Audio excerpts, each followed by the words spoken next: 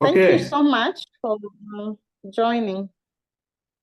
I think Mohammed, you'll start. Yes. All right. Thank you very much, all of you. We really appreciate your time, especially the panelists, making time to talk to us today. For some, it is the night. For others, it's early morning. Some of us, it's late morning. Before I hand it over to the moderator to carry on, I would like to say that a little bit about what Annex is and also why we have this webinar today.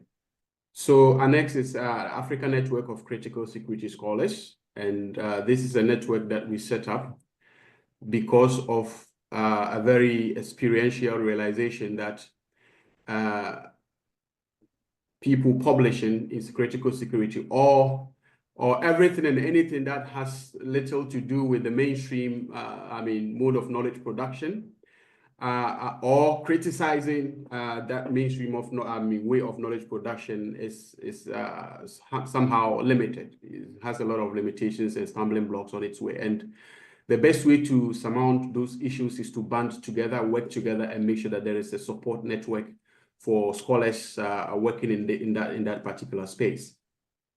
So, as we all know, publishing is one of the challenges in academia. It is not easy to publish, and when you are dealing with a lot of other side challenges, it becomes even more difficult to publish. But it is not all doom and gloom. It's one of the reasons why we set up the network, and we promise as part of our mandate to have events such as this to make it easier to bring experts like the ones we have arranged today to advise us on how to proceed and be successful academics, irrespective of where we are, irrespective of the many challenges that we face, and flourish together. So thank you very much, all of you. I'll hand it over to Dr. Shirley Achieng, who is the Executive Director of African Network of Critical Security Scholars. And before I do that, let me thank the panelists again. Shirley will do a proper introduction, but let me thank Professor Richard Jackson, a towering figure who has had a lot of impact on all of us here today, in different capacities. Let me also thank Professor Itang for making time, long-time friend, making time to talk to us, and also my dear friend Emeka. Let me hand over to Shirley now. Shirley, over to you.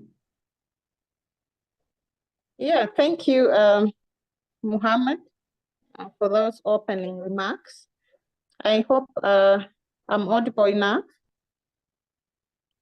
Yes, you are. Okay. And thank you all for joining us today. We see it as a very, very, empowering space, for African scholars to meet like this and discuss the pertinent issues that are affecting us, especially in the area of publications. And that is why we saw it fit to actually organize this webinar to discuss these very important issues. So just to speak a little bit about the African Network of Critical Security Scholars, just as a rider to what Mohammed has said. So this network is dedicated to critical security research. We believe that traditional approaches in terms of security have fallen short in addressing the complex security challenges that the continent faces, this is the African continent. So acknowledging that this is not going to be an easy task because security is a very state-centric, it's an area that is looked upon in a very Eurocentric lenses. So given that this Eurocentric understanding that has filtered into the African region has sort of taken over the security discourse within the continent, the network has therefore positioned itself to encourage a very nuanced understanding and nuanced approaches that seek to challenge the epistemic imbalances and intellectual imperialism in the field of knowledge production, particularly in the area of security. So we therefore promote Africa as a region of knowledge production, not just as a region of knowledge consumption. And that is why it was very important to organize these webinars, a way of challenging and even empowering African scholars to take up their rightful place in the area of knowledge production through publications. So when you look at the topic of today, Shirley, your video is is on. Just interrupt a bit. Sorry to interrupt. Shirley, your video is off. Can you? Oh, my video is off? Yes, yes. Yeah. Oh, sorry.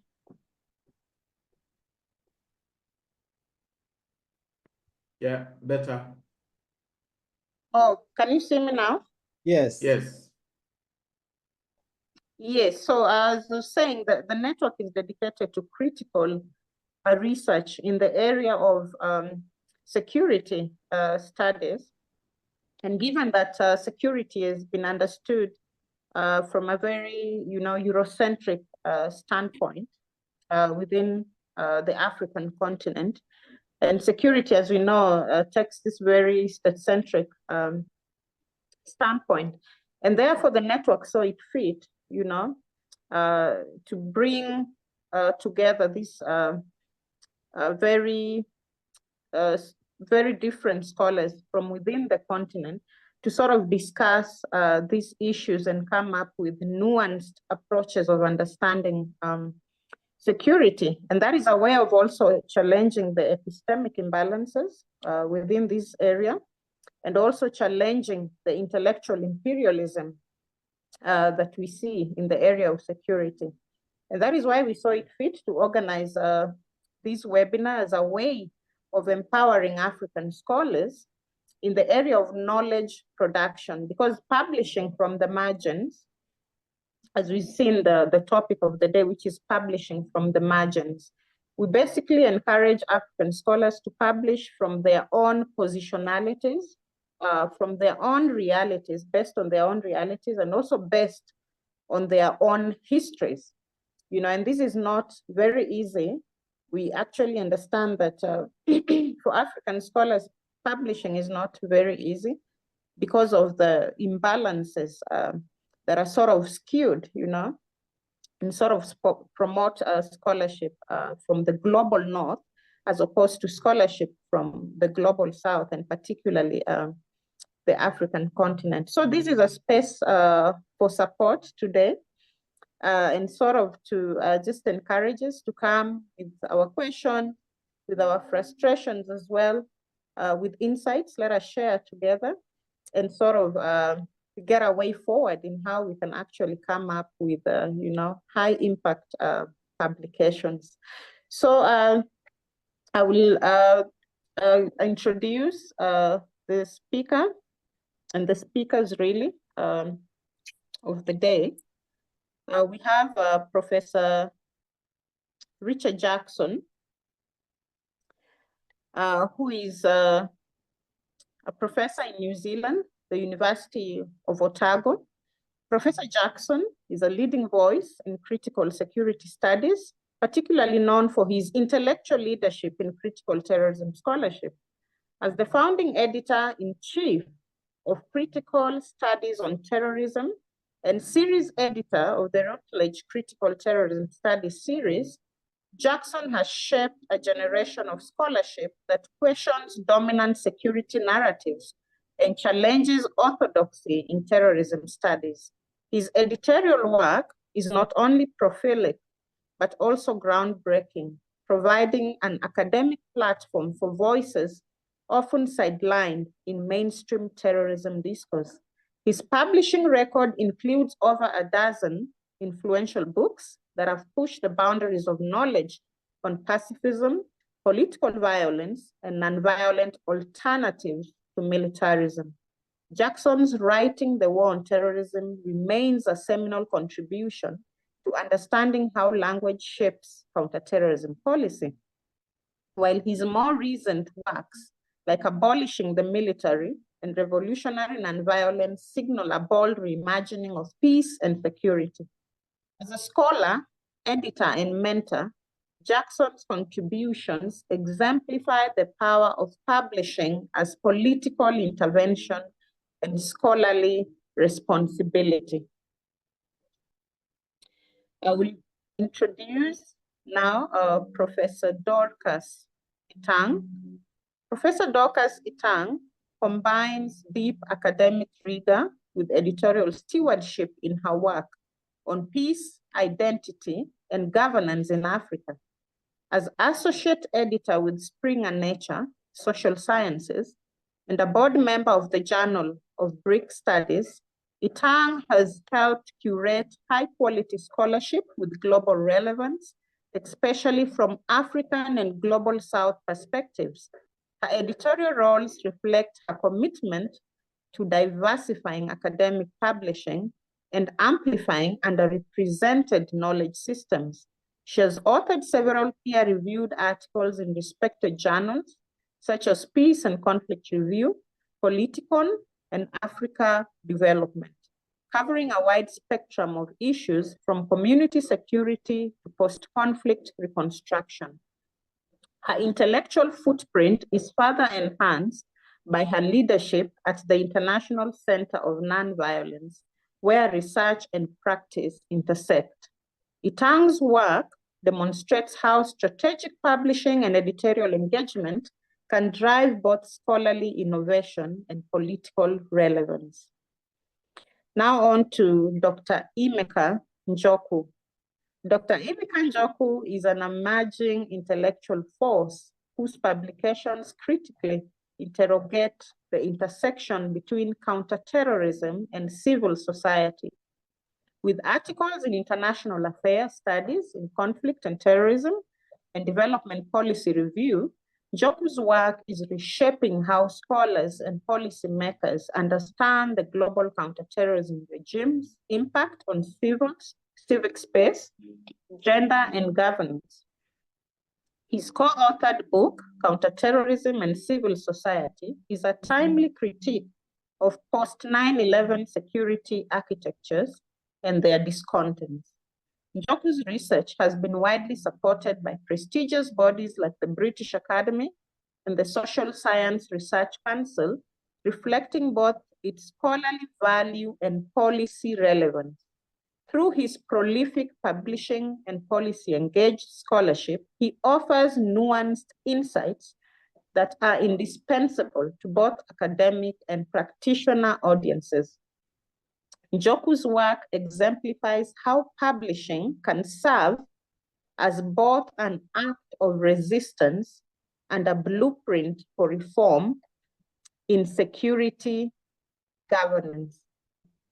So actually from just the introduction of our speakers today, you can see that there's a commonality in their work because they actually seek to dismantle these hegemonic, understandings of issues that, within the field that they are involved in.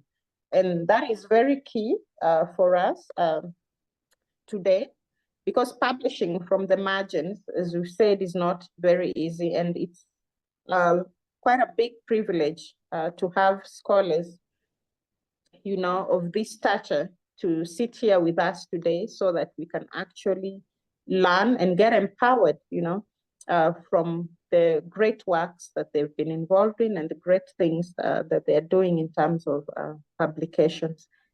So just to welcome Professor Itang as our first speaker of the day. Professor Itang, kindly take us through your experiences today. Thank you. Thank you. I hope you can hear me clearly. Good morning, everyone, and a big thank you to Shirley Mohammed for this invitation to just share some thoughts on publishing from the perspective of the Global South. And so what I plan to do in the next few minutes is to speak a bit about my experience becoming an associate editor and a member of the International Editorial Board for Springer Nature, social sciences. I think it'll be interesting for those who want to explore the editorial route. And then secondly, share some negatives and positives with regards to publishing from the Global South, publishing for authors based on the continent. And then I will look at some reflections and key questions and conclude. So my journey into becoming an editorial board member and associate editor for Springer Nature started by my work in reviewing journal articles. And so I would get requests from journals. People within my network would refer me as a reviewer. And so at the beginning, I would welcome every opportunity to review because it would help me build my skills and also learn more about the research that others are working on globally. And so with Springer Nature, I became a reviewer, and anytime I would get a request, I would, accept. I never declined. And I think because of my commitment and consistency in reviewing, I was approached with an offer to become a member of the International Editorial Board and to be an associate, or as they call it, a handling editor. So my work would involve reviewing articles, identifying reviewers, inviting them to review. I would have to communicate with authors and the managing editor. And so since I've been in this role, I've helped to manage or handle articles from the Global South and the developing world. We've had articles from India, from Ghana, Nigeria, focusing on themes like migration, economic crime, local politics, and terrorism. So a wide range of themes I've helped to manage to completion. And so now with a change in my workload, I am not always available to review, but I try to review for new articles or new requests, journals I've never reviewed for. I'm open to those. So that was sort of my journey into becoming a board member and an associate editor. So I want to encourage you, I think, to look for opportunities to review, because this is also good for your knowledge base, skill sets, and so on. Just a point about that, I think what I've realized is the review processes are very lengthy. And so from my perspective as an editor, some of the challenges have been there are not enough reviewers.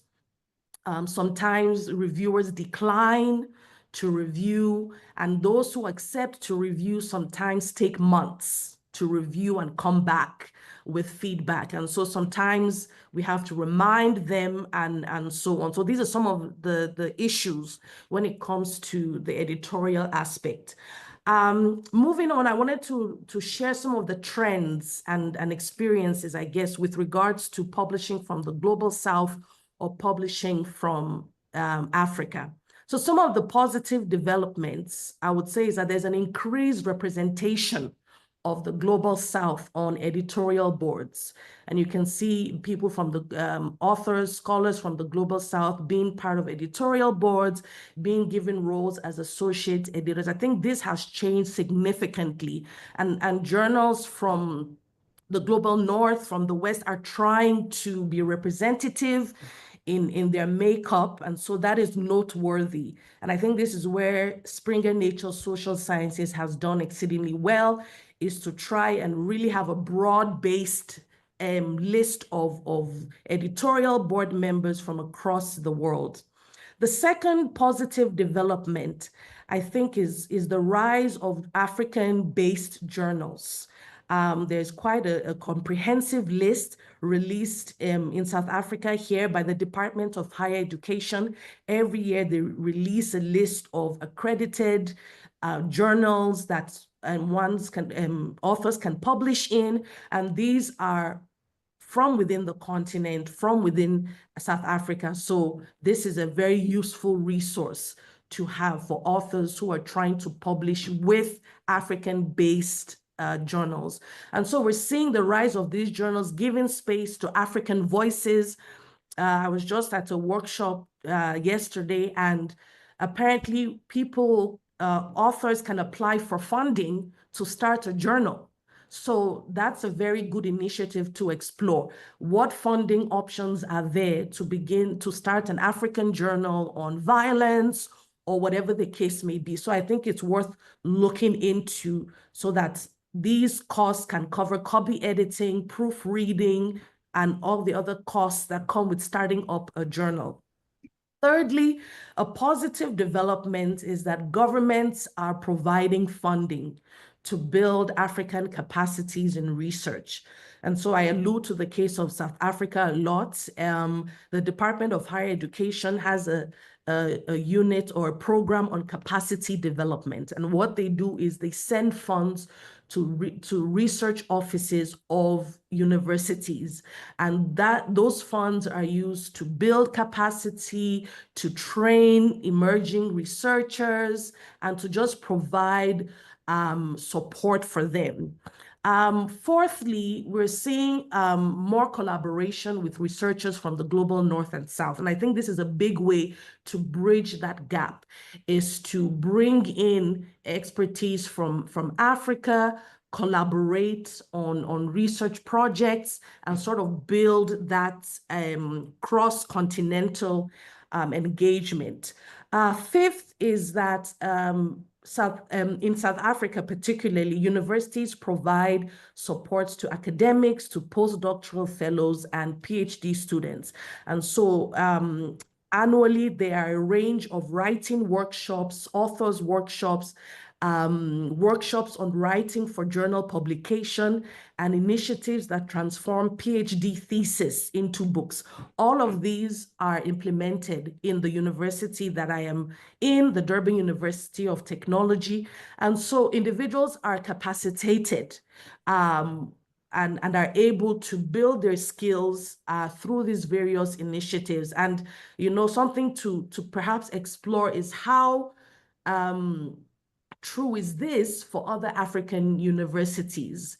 From my knowledge, it is not very common.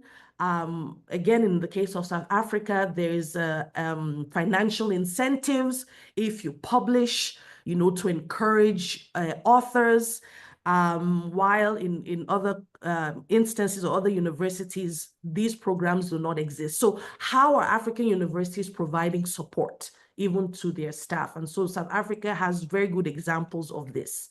Moving on to the negatives, I think the big one is the expensive article processing fees. Some of these are in euros, some of these are in American dollars, which makes it difficult for authors in the global south to publish their journals. And so this is a major impediment to that process. Secondly, there are many journals that have articles on Africa, but they have no African representation on the editorial boards. All the articles are from authors based in the global north. So sometimes it seems there's a majority of authors writing about the continent, but with no engagement with it. They're not based in it, and so on. The issue of bias is another one, and I think it does not favor authors from Africa. Many articles do not make it past the first round. It is sometimes very difficult to see representation of Africans in journals in the global north. Of course, another issue is the absence of research capacities and writing for publication in many African universities. That should be the hub of research, of information, exchange of knowledge generation. But we see that many times African universities do not have the capacity or the resources. A bigger structural issue is that of the poor basic education systems. And what we see is that the level or quality of education gotten at the primary level or at the secondary level will have an impact on individuals' at the undergraduate, master's, and PhD levels, because even sometimes the foundations in research and writing and in language are not there. We see that many undergraduate programs do not have a module on research and writing, so there are ways to perhaps go back and deal with some of these structural deficiencies in able to build African capacity in writing. The bigger issue is that of representation. What is the makeup of researchers in Africa, research outputs in Africa? The Department of Higher Education released a report on 2023 publications in South Africa, and they found that most publications come from whites, most publications come from males, and academics 40 and above. So a lot of research is missing with the Black population, with females, and academics below 40. So these are the gaps that require attention, and many universities are having initiatives for female researchers, and so on. So there needs to be more representation from Black African female researchers, and of course, funding is integral to this. So as I conclude, just a few reflections. Who determines quality, and who sets the terms on how impact is measured? And I think sometimes we in the Global South try to fit a global narrative and global ideas of what impact is, while we fail to look at what impact means for us in our context. And so I think that there needs to be reflection on how we measure impact and what this means for us. Secondly, do the kinds of research articles in journals respond to the African realities? I think this is absolutely key, because sometimes I think we focus on scientific rigor and deep academic language, but we fail to provide real-time responses and challenges, real-time responses to the challenges on the continent. And also, very importantly, is the research reaching the right target group? Civil society, government, non-governmental organizations. And so sometimes we need to question these structures and these systems in how they restrict our research from actually reaching who they need to reach. And so in conclusion, I think decolonizing research involves knowing that there are many research methods, many research outcomes. Non-Western scholars are publishing and writing and working in various spaces to provide knowledge. And so this requires that we shift resources and power to the South. We build cross-continental collaboration and involve communities in the stage of research. And I've heard this multiple times where, researchers go to a community, you collect the data, and then you never engage with that community anymore. So how do we build research into capacity development, into community resilience, and so on and so forth? And I think that's where we can provide value. Thank you very much. Thank you, Professor Dorcas. Very insightful nuggets there. And I really enjoyed, especially the last bit where you spoke about decolonizing research. We have to shift resources. We have to shift power, and involve communities, engage with them, because we've seen scenarios whereby researchers just go into communities and actually just not really engage with these people within these communities. They just see them, as this, rather, could I put it as maybe objects to get this data from? We don't really involve them as essential subjects of research, really. And so that is very key, for us, even as African scholars, when you're thinking about research and how to conduct proper research. You've spoken about all the positives that are there, which is quite commendable, really. because you said, talked about the increased representation of, people from the global south within editorial boards, which is quite good. And there's a rise of African-based journals as well, because I've also seen this sort of obsession sometimes to publish in journals from the global north and ignore our very own journals here from the global south, So we find that African scholars sometimes do not even promote the very journals that are within the continent. And we just send articles to journals that are based in the global north. So I think that is a very, very key area that you touched on. And all the negatives, of course, that continue to be devilized, especially when it comes to publications, very expensive, processing fees, and sometimes we get to publish articles, but they cannot go on open access, because open access is truly very expensive. So you find that maybe your article is locked up and people cannot really access your article because of the very exorbitant fees, Then, of course, the absence of research capacities, which you've touched on, especially within, the university. And I think this is a challenge for us that are within the university setup, especially here in the global south and Africa in particular, about empowering, especially our PhD students and availing opportunities for them to actually convert their PhD theses into books. And I think that is a very excellent call from you, Professor Dorcas, today.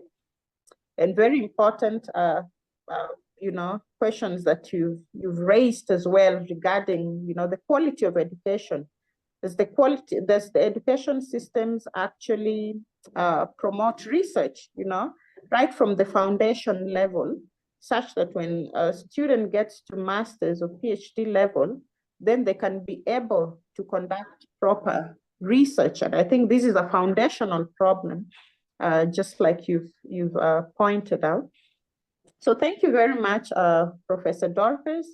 I believe we'll take questions from you much later, as after we've heard from the other speakers. I'll now leave the floor for Professor Richard Jackson, who will take us through his presentation.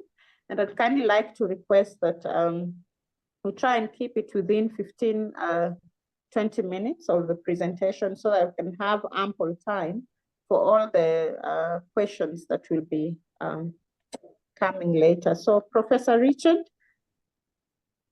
welcome. Thank you very much, and thanks a lot for having me. I'm delighted to be joining you this evening. I just want to say, first of all, that I'm very aware and I feel very uncomfortable about the fact that I know I'm a white man who's over 40, who runs a Western-style journal based in the UK. The journal is based in the UK. And one of the things that we're implicitly and explicitly talking about here is the way in which Western-based academic publishing dominates the global academia. And it's part of a broader coloniality of knowledge. And so I think, putting everything in context, we have to keep this in mind. The broader aim, I think, of your network must be, in the long term, the epistemic delinking and the decolonizing of African research, the questioning of the dominant knowledge structures, as Professor Atang just noticed. You must be thinking about starting your own journals and supporting your own journals, developing your own research communities, your own research agendas, and forms of knowledge. So in a sense, my presentation tonight, which is going to be about how to maximize your chances of getting published, particularly in Western journals, is a little bit anachronistic. But I think it'll stand you in good stead for publishing in African journals as well, and also as Dr. Cheng noted in her opening remarks, publishing can be a powerful form of critique and deconstruction, a way of decolonizing the knowledge economy and the academy from within. So I'm just going to run through a short PowerPoint and tell you a few of my tips for getting published. And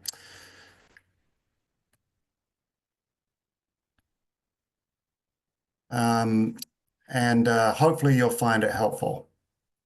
So first of all, why publishing matters. I mean, at the most basic level, when you publish, you get feedback on the research that you've done, and it's a very important form of peer feedback from the community of other scholars. It's also a way of disseminating your research. All of us, particularly if we do a PhD, but even if we do other research projects, I mean, the whole point of research is to get it out there, to make sure that other people are aware of it and can see what you've done and can evaluate your findings and perhaps find them useful. So publishing is the dominant way of disseminating your research. It's also a way of getting peer review and developing esteem from your peers if they think your research is good, and building up your profile.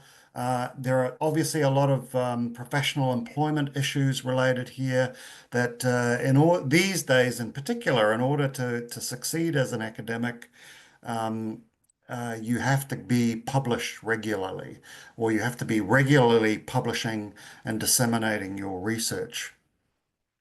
I mean, at a sort of deeper level, it's about the contribution to the body of knowledge that we have. And, every time you publish, you're adding to an existing literature. You're making a contribution.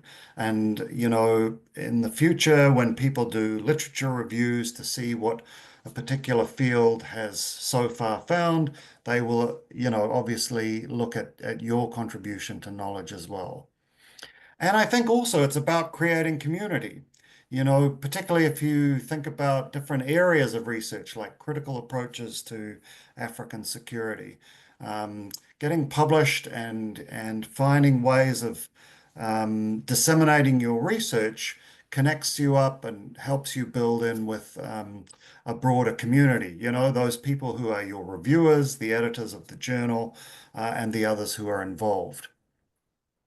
So one of the key questions I'm often asked is, how do you pick the right journal to try and publish in? And I think this is really a crucial issue, and you should always think very, very carefully about not just the journal subject that the journal publishes in the area that you want to disseminate your research in, but also that it kind of adopts the approach that you take.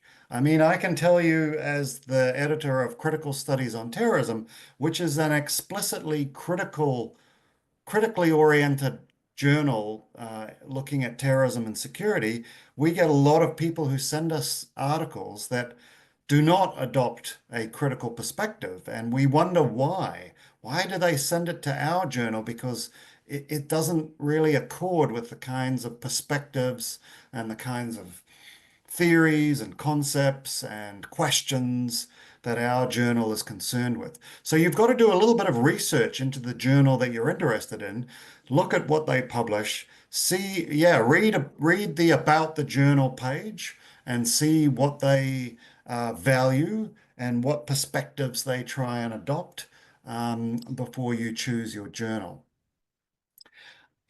As I mentioned, there's a key question here around the language and the origin of the journal that you're looking to publish in. And I think in this day and age, you need to be thinking about, how do we decolonize knowledge? How do we de-link from the dominant academy? And so, you may be, I think, as Dr. Cheng mentioned, you may be thinking about prioritizing African-based journals that perhaps publish in language other than English, which is the dominant colonial language. But yeah, maybe French, maybe Portuguese or other languages, at least not just simply the English one.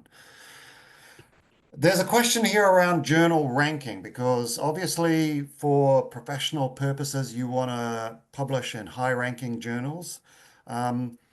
Sometimes the highest ranking journals have very, very low, in fact, in most cases, they have very, very low acceptance rates. So that sometimes you put a lot of effort in, it takes a long time, and then you'll get a reject. And that's because, yeah, that journal might only have a sort of 5% acceptance rate. Whereas other journals, which are perfectly good and which you can easily have your work disseminated widely in, are not quite as prestigious, but they have a much more generous acceptance rate, and they will work harder to publish your work. So that's another thing to kind of investigate. You also want to think about the turnaround time and the publication time. Journals usually publish these days the statistics about how long it normally takes for acceptance of an article and from acceptance to publication and so on. There are some journals that are, really terrible. They have kind of like an 18-month waiting list before the articles that are accepted are actually published in an issue. Although these days, most often you can be pre-published online, which is a helpful kind of recent change to journal publishing. One thing I think is important to look out for is special issues, because special issues have higher citation rates. They are often a little bit easier to get into, and they're a little bit easier, and a little bit quicker to get published as well. And it's also good to publish your work in an issue where it's themed, and your work is going to contribute to a broader discussion. And then finally, if you have personal contacts, journal editors or reviewers, this is a good idea to use those contacts to get advice and to also let people know that you're going to be submitting articles. And those kind of personal contacts can be very, very helpful. And so now that's just to say that you now all know me, and I'm a journal editor, so feel free to contact me about that.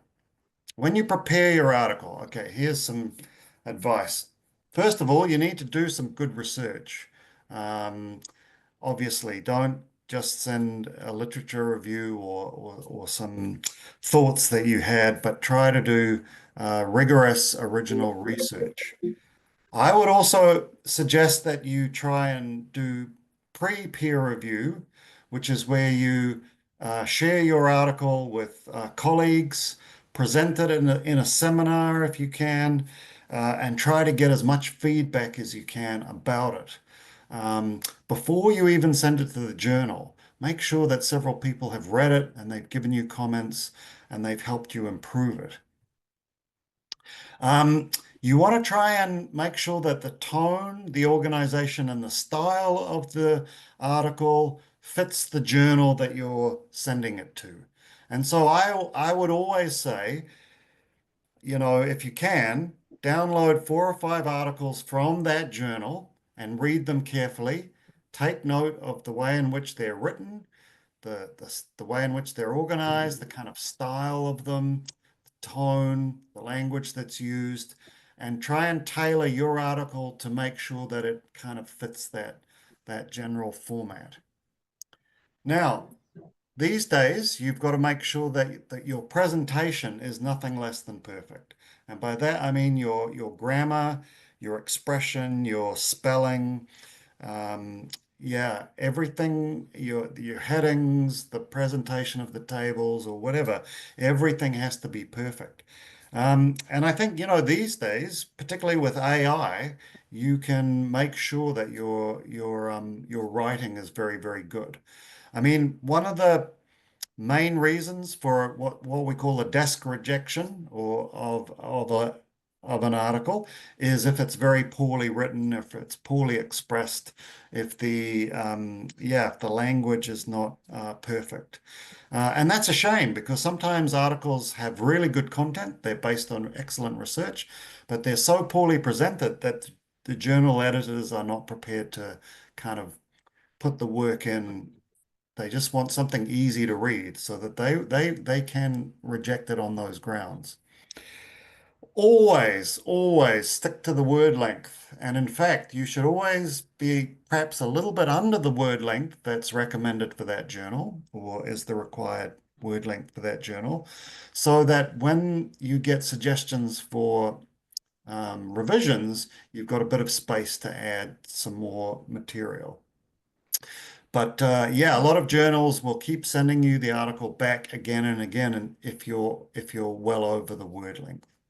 So make sure. And then, yeah, follow the contributor instructions on the journal website to the letter. Yeah, don't make it difficult for the journal administrator or the journal editors. They receive hundreds of submissions every year, and so they don't want to be messing around. So maximizing your chances. Make sure you do some good research and then pick the right journal for that research. It's a journal that takes a similar, say, a critical approach to yours, that engages with the same kind of literature that you engage with, and that allows for the publication of an article about the length that you're interested in publishing. Make sure that you have perfect presentation and procedure. It's a good idea if you can to cite articles and particularly articles by the editors of that journal in your own article. I mean, that's not always possible, but if it is, if they've done work that you have engaged with, then you should cite it, not in a way that makes it seem like you're just doing a token gesture to get on their good side, but really engage with their work if you can. Try and address the current debates and issues that journal is dealing with, so that you're engaging with the latest kinds of theory and the latest kinds of research that's been coming out on those topics, and you're not only citing things from 10 or 15 years ago that people will think is outdated. Imitation is a good thing.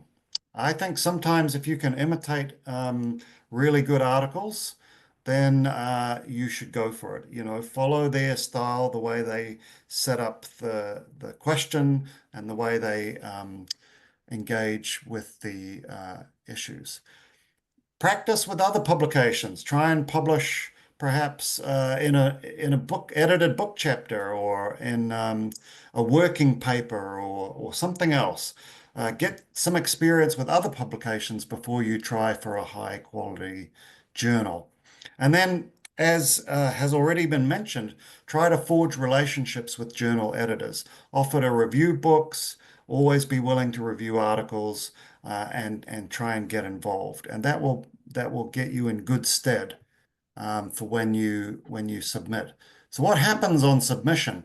Well, the first thing is that your article will be reviewed by an editorial assistant who will see that it meets the kind of minimal standards, that it's just not a 2 or 3 page rambling thing, but that it is a proper piece of research. Then it's normally sort of reviewed by the editors of the journal, who will make sure that it's not embarrassingly bad, that it reaches a good standard, and that it can be sent out for peer review to other scholars in the field. Then it will go out for anonymous peer review. And usually it's between 2 and 3, high-ranking scholars around the world will review your article and make a recommendation. Then the editors will look at those reviews and look at the article itself, and then they will make their decision based on what the reviewers have said. And the decision will always be either to reject it, revise and resubmit, or to accept it, perhaps with some minor corrections. Those are usually the options. Now, you're going to fail. You're definitely going to fail. Everyone fails. I've failed 100 times. You'll send your article to a journal and it'll be rejected. Don't worry, that's normal. That's the normal practice. Don't give up. I would always revise my article according to the reviewer comments that you get. Try and get some more advice from your colleagues and from other scholars, people that you trust to give you good advice, and then resubmit it to another journal. And try again. Try and try again, and I would say never let a paper sit in a drawer. If you've done the work, you've done some research, some good research, you've written it up into a paper, never let it just sit in a drawer. Just keep trying with it until you finally get it published. So yeah, that's my short set of advice for how to get published. But as I said, that's what happens in sort of Western style journals. But try and keep in mind that the broader project of what you guys are trying to achieve is to de-link from the strictures of this kind of approach. Although, yeah, you should also follow this kind of advice with your own journals. Anyway, I'm sure there'll be lots of questions and I'm happy to answer any, so I'll leave it there. Yeah, thank you, Richard, for that amazing presentation. Very, very practical, from beginning to end, where to start, how to do it, how to conduct proper research before you actually send your papers in. And the process, that the papers go through, before actually maybe they're accepted or rejected, or you're asked to resubmit your paper. I like what you say about you're gonna fail, because we are not perfect, we fail all the time. We send papers to journals, sometimes they're rejected, and you just cannot sit there and keep getting discouraged. You have to, see, how you can actually modify your paper and even polish it up and maybe even consider sending it to another journal. So thank you, Professor Jackson, for that amazing and very practical presentation. And I'd just like to ask everyone who is here today to just write down your questions, so that after Dr. Emeka has spoken, then you can just raise your hand. You have any questions for our speakers today? Then we'll be able to take them. Very brief questions, because I'm sure there are many questions that are coming our way. So now just to give the floor to Dr. Emeka Njoku to take us through his presentation for the day. Thank you. All right, thank you very much, Shirley and Dan, for this particular event. I think it's needed for a lot of African scholars, having been in Africa and experienced all the type of challenges of publishing and all that. So yeah, I'm just going to share my experience, and I'm not going to repeat what has been said, because a lot has been said about how you can go about publishing, which is very valuable. So more like going to share my own experience as a way of complementing what we the panelists have shared with all of us. So I remember I started my PhD around 2011. So I'm not going to take long. So if you want to a detailed, more like discussion around my PhD experience, there's a podcast I did with Ajay. I'm going to share the link so you can then listen to it and have more like it was like an hour talk about my PhD experience. So I'm just going to share be very brief with it. So when I started studying terrorism, I started for my PhD, started studying terrorism. It was in 2011 then, and by the time I engaged the literature, there was a lot that has been done written about terrorism, right? And I wanted to do something really different, right? And I and one of the first things that I did, of course, was to engage the literature. You have to be on top of the literature, not in terrorism studies. And so I started engaging the literature a lot, and to the point that you engage the literature to the point that you can really identify this the trend, the debate in the field. I can easily say, okay, these are works from critical terrorism scholars, and these are work from mainstream researchers. These are the type of arguments they're making. You should be able to more like have a way of identifying the current debates in the field. So when you engage in the literature on terrorism, and so that's one of the first things that I did. And at some point, what I also then did was to reach out to some scholars, renowned scholars in the field of terrorism studies. And so I wrote them letters, and I shared with them what I was planning to do. And so I got that response, in terms of them showing or saying that, okay, this particular area of your research has not been studied, and this is something that is interesting. And that gave me the confidence, because like I said, a lot has been written about terrorism at the time. A lot have been written, and a lot of event-based studies, on terrorism, all kinds of things. And so when I got that particular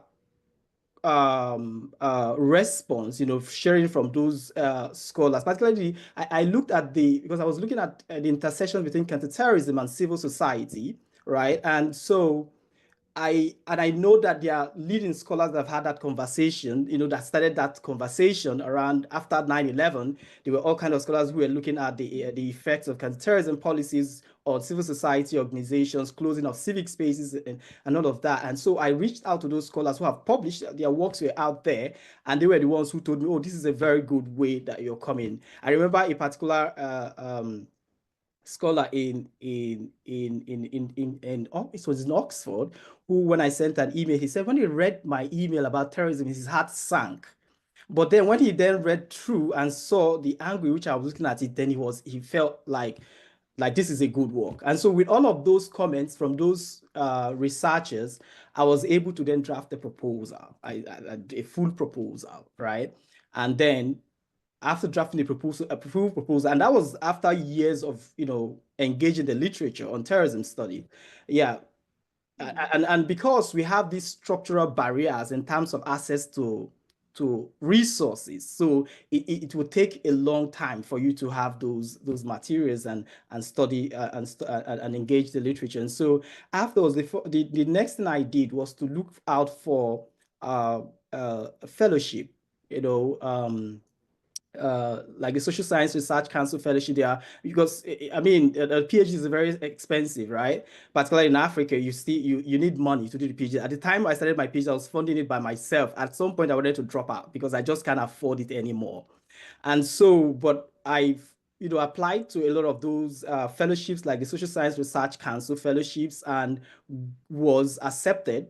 My proposal was accepted. I got those fellowship. I got the fund to do my research. And so the good thing about the Social Science Research Council, that's the next generation social science in Africa fellowship, is that you have to undergo various forms of workshops where you get to learn all kinds of things in terms of academic writing, how to write, and a lot of how to engage. I mean, there are a lot of things that you are taught within that in those workshops, in terms of not just the themes of your own research, but in terms of how you approach them, in terms of how you write a literature review, in terms of your methods, how you write your methods. So all of those workshops were very empowering for me. I remember the first trip was in Ghana, and the conversations we had, because they bring in scholars from different parts of Africa, from and the world, and they bring them to that workshop to which you engage with them one-on-one within and after the workshop. So the Social Science Research Council workshops were very defining. And after those workshops, and of course, you're going through your PhD, of course, you had fun to go to the field and do all of those things, drawing from the knowledge you've acquired from all of those conversations. And then, of course, you then have to write your manuscripts, but then don't be so keen to send it out to publish. Well, another thing that I did was to submit these manuscripts for conference presentations, right? And so I remember one of the first, I think the first one, okay, the first conference was in, I think it was in London at King's College, and then another one, International Society for Tech Sector Research in Stockholm.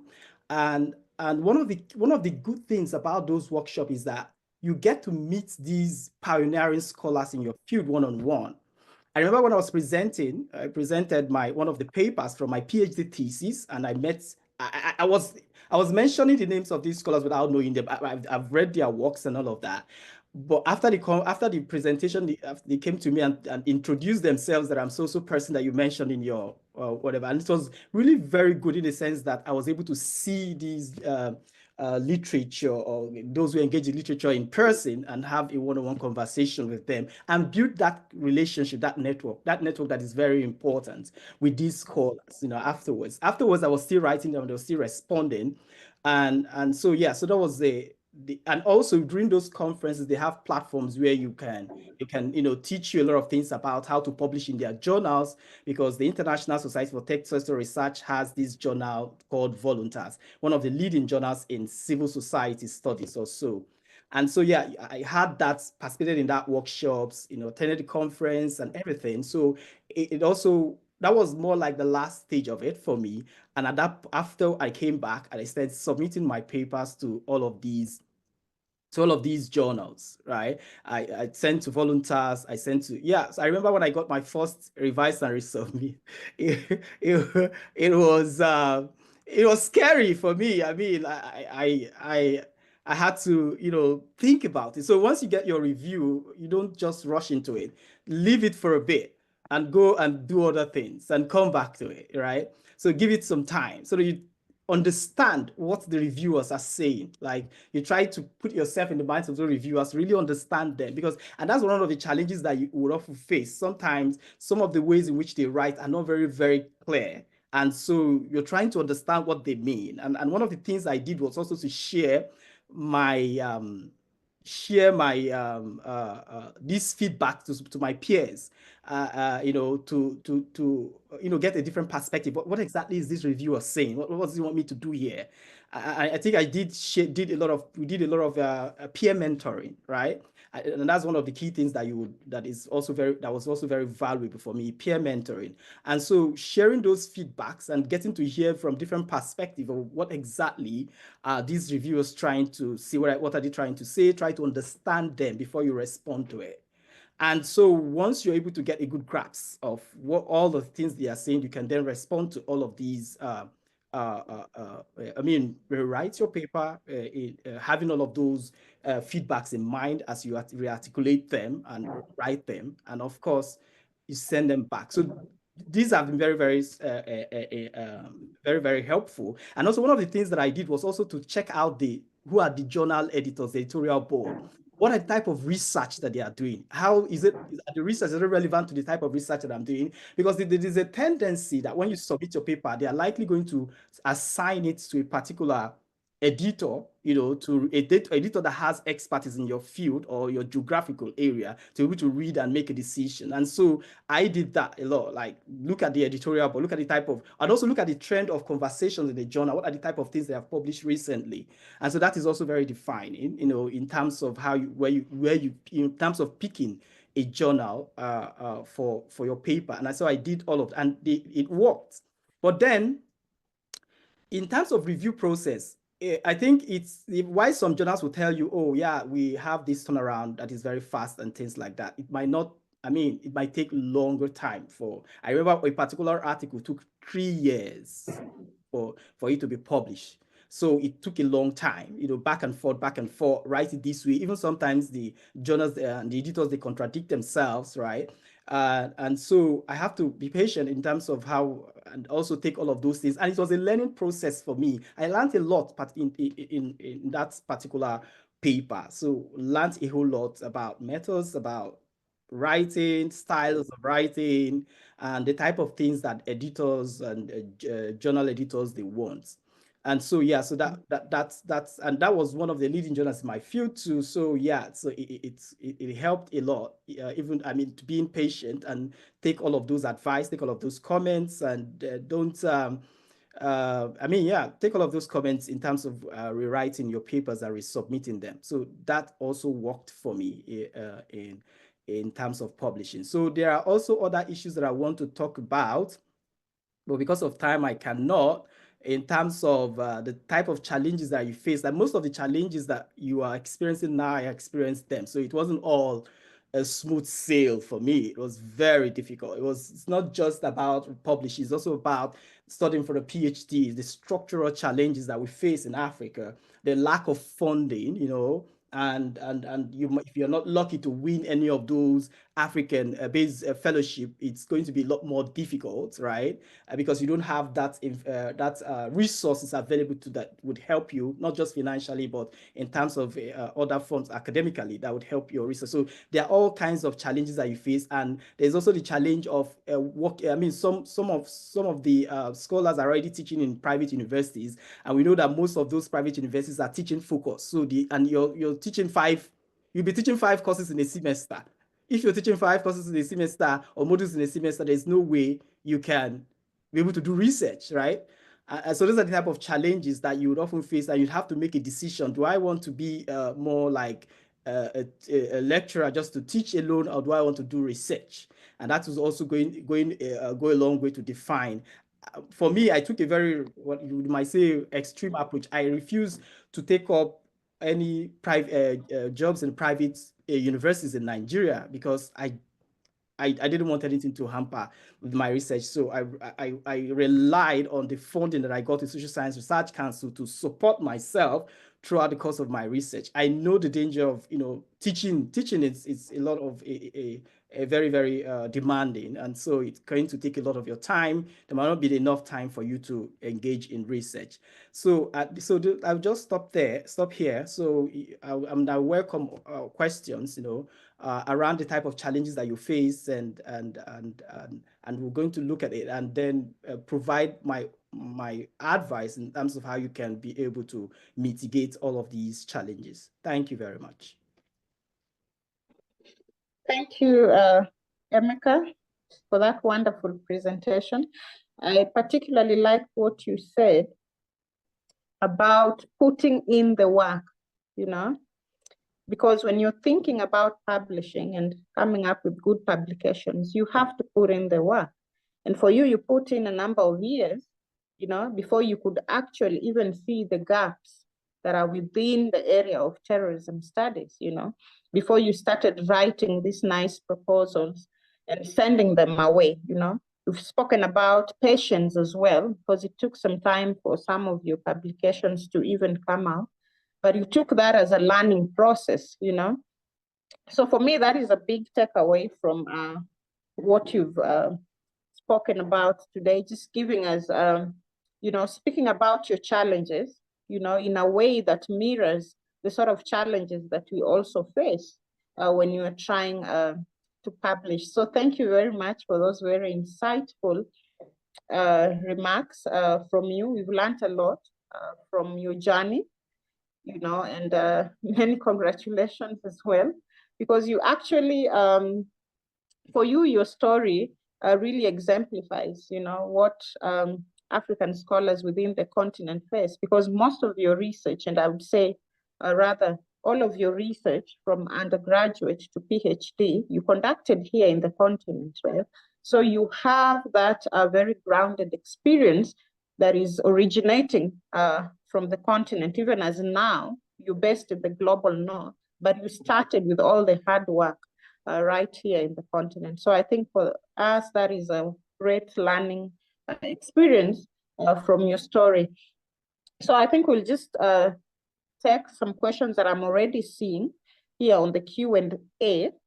I'm seeing Dr. Akelo has asked here, how do we manage, and I think this question will be taken on by Professor Itang, how do we manage the racial perception of any positive knowledge that originates from the global south? Because this often results in the scramble for partnership with Western authors who sometimes want to steal such knowledge. So how do we manage that so that our knowledge is not basically, you know, stolen, as Dr. Kello is saying? Then I'll also give this one here by Ernest Udala. This one I'll give it to Dr. Emeka. He asked, why are scholars not rewarded for their journal publications, even when they have spent a lot on publishing them?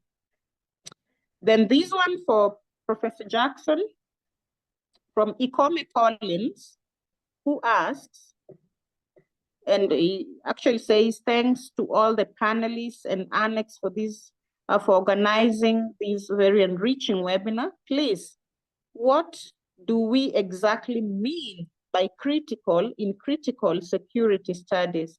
And how do we differentiate critical security scholars from traditional security scholars? That is the question by Collins. And this one again, the second question to Dr. Emeka. To Dr. Emeka from Ernest Udala. When one is not able to access the funding opportunities out there, how would researchers navigate the funding issues? So perhaps Professor Itang can take us through that question from Dr. Akelo. Yeah, thank you very much for your question. This idea of racial perception is not just in the research space. I think this is a bigger continental issue where ideas from the continent are perhaps seen as inferior. When it comes to even trade, of course, there's an imbalance with many African countries being at a disadvantage. So we're dealing with a bigger structural issue where everything from Africa is sort of taken with a grain of salt. Its validity, its impact is questioned.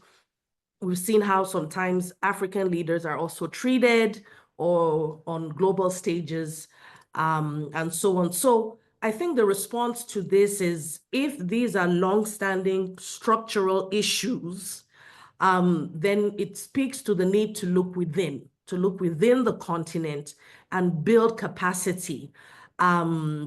And so this will mean, as I've said before, building African capacity, supporting African-based journals, increasing research collaboration across the continent.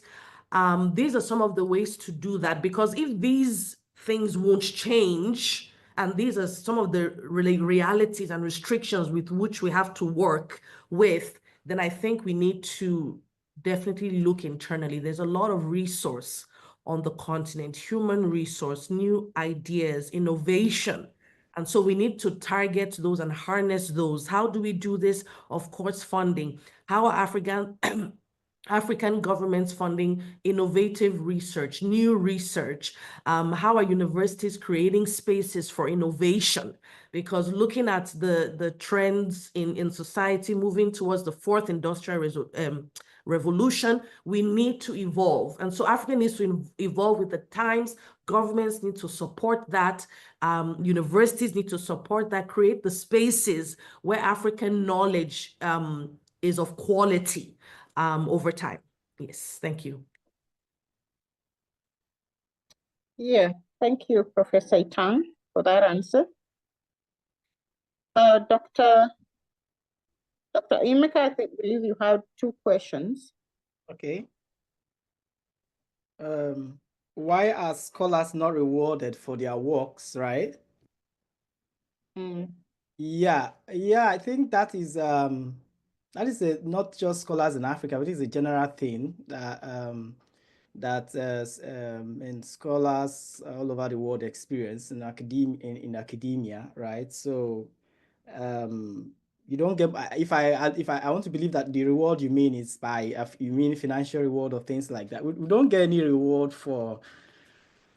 we don't really get much in terms of monetary benefits of doing research, right? And so, yeah, it's not just limited to Africa. It's something that affects a lot of scholars across the world, right? So, yeah, and I often tell people, if you're looking to get money, just don't come to the academia, go elsewhere, or else academia is not where you can really be financially rewarded. It's just what pushes a lot of us. It's just the passion for research. That is the core of our, coming into the academia, right? And that's what pushes us. That's what sustains us. More like having that passion for research. So in terms of financial benefits or whatever, you probably won't get it. So if you mean in terms of being rewarded by being rewarded for your work in terms of if I want to also assume that the reward you made in terms of getting recognition from your work, but that's also one of the structural challenges that we face.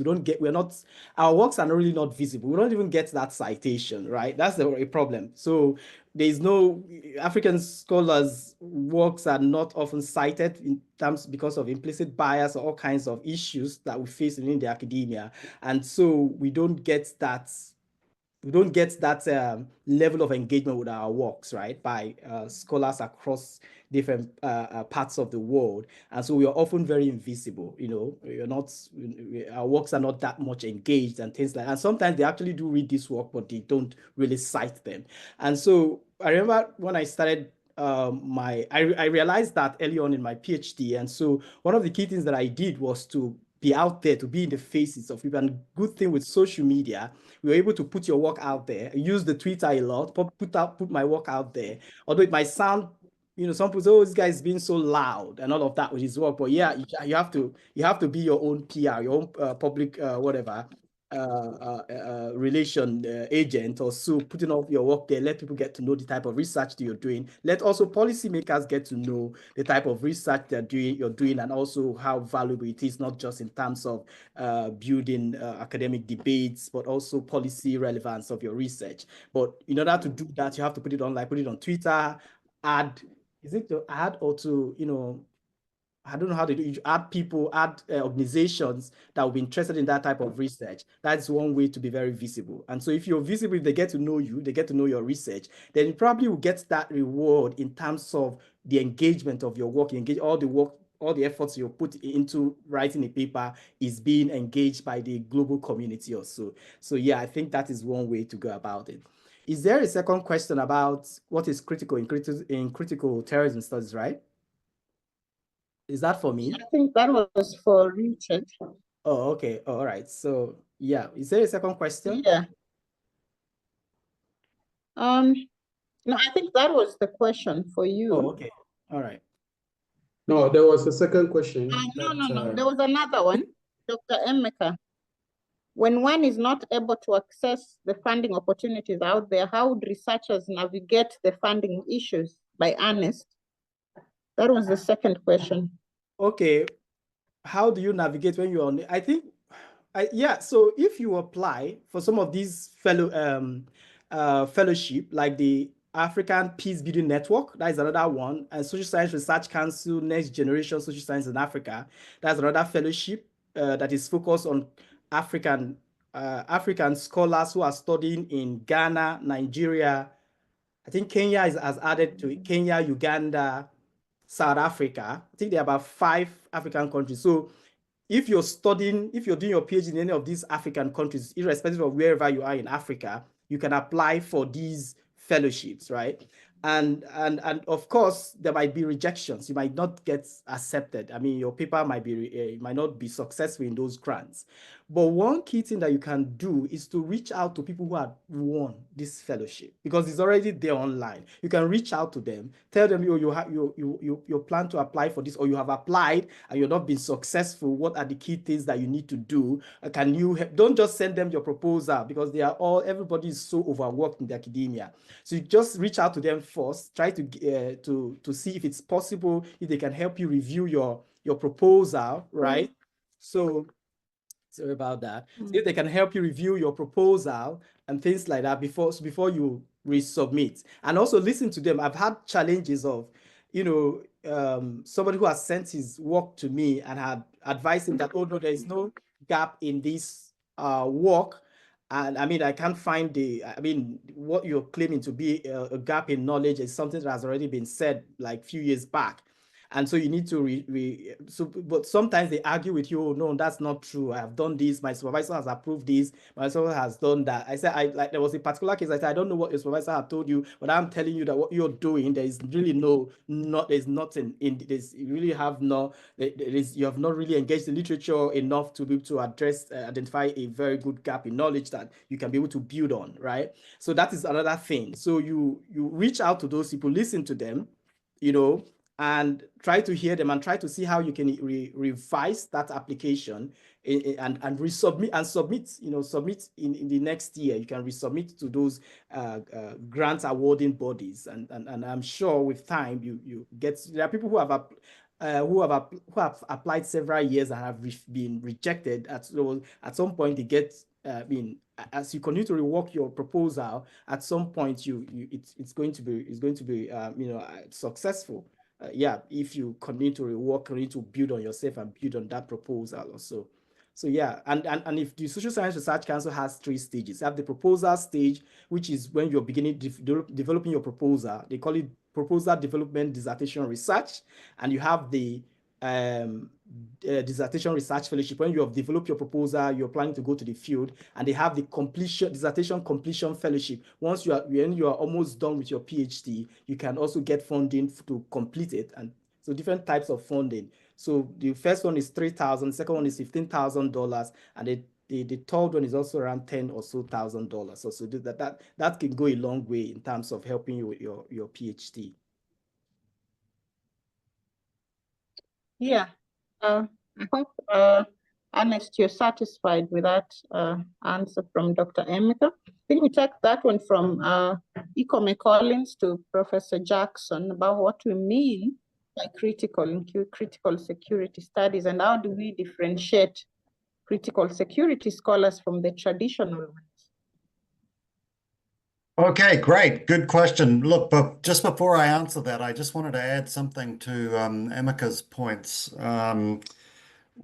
Academics don't get paid very much for their research. Usually you only get paid if you publish a book, and even then the percentage of royalties is very small. But I should tell you that there is a group called the Authors Licensing and Collecting Society, the ACLS. And if you publish in any journal that's based in the United Kingdom, which means any journal connected to Routledge or Cambridge or Oxford or Manchester or anything like that, they will collect royalties on your behalf, and twice a year they'll send you those royalties. They don't amount to very much, every time someone photocopies your journal article or something like that, you get like £1.50 or something. So, but it may build up, particularly if you have several articles that you've published, or a book that you've published that gets well used in different courses or what have you, in universities around the United Kingdom in particular, and Europe as well, I think. So that's a key thing to sign up for, to the ACLS. But secondly, if you want your research to be disseminated these days, it has to be disseminated through social media. I was at a seminar by a publisher who said to me that articles that get tweeted and put on Facebook and Instagram and all those other things are cited 11 times more than articles that are not. So yeah, if you ever publish anything, make use of social media and just promote it. Send out the link every week, encouraging people to read it. This is a way of getting your research out there. Okay, so the question of what do we mean by critical in critical security studies? I mean, this is a big topic. I could talk all night on this, but I just want to mention a couple of things. The first is that sometimes the critical means a big C, capital C, as in critical theory. And if you're not sure what that is, just look it up. And then it may also mean critical theories, of which there are many. Feminism and feminist security studies is a critical approach. Marxism and historical materialism is a critical approach. Environmentalism is a critical approach. Critical peace research has its own perspective, and in particular, decoloniality and post-colonialism. That's a critical perspective as well. And these critical theories take a different approach to the question of security. They have a different approach in relation to their epistemology, the kinds of knowledge that they look for, the kinds of knowledge that they use, the kinds of methodologies they adopt. But they also have a different ontology.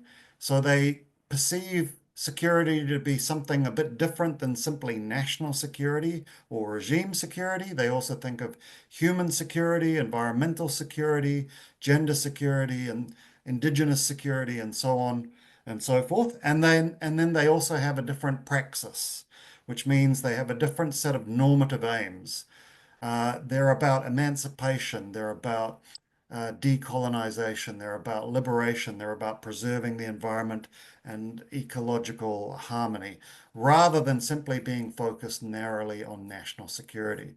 So that, in a nutshell, those are the kinds of differences between traditional or orthodox approaches to security, which tends to be based on militarism and based on law and order and the overwhelming use of force, deterrence, and so on, and these critical approaches to security, which take a much broader perspective and bring in a different set of values, different kinds of epistemologies and ontologies, and so on. Hopefully that answers the question. Yeah, sure. Thank you, Richard, for that answer. I think, Kwame, you have your hand up. Just give you this chance to ask your question. Okay. All right. Thank you very much. Good. I'm not sure if, okay, so your end is morning, right? Good morning to you all. So honestly, I'm very new in this field. All I have is Master of Philosophy, but you can use that to lecture in a university for starters. And then whilst you are there, you can continue with your PhD and stuff like that. So that's the stage in which I am. So I am extremely new in this field.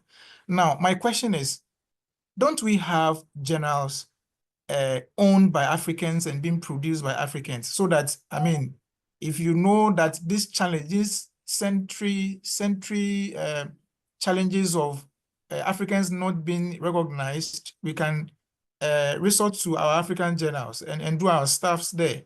That's number one. Then number two, what do you lose if you are not cited? What do you lose if you write, you publish, and you are not cited? What do you lose? Then number three, the social media that Professor Jackson was talking about.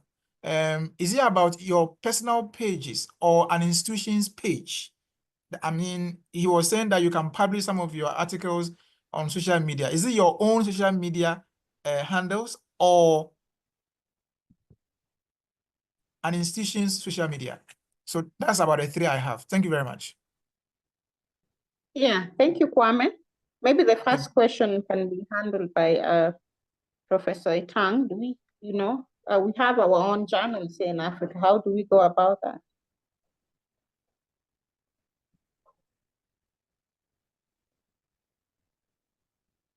Sorry, my apologies. Can you repeat the first question?